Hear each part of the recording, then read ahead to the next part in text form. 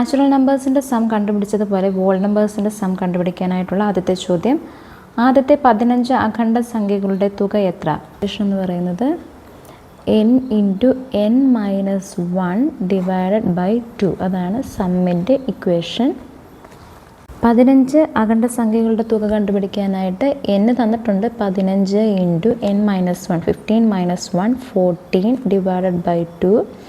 7 2s are 14. 15 × 7 എന്ന് പറയുന്നത് 105.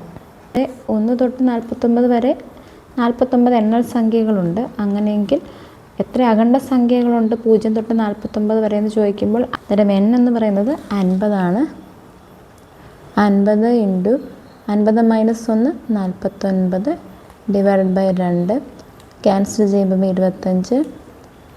25 × 49.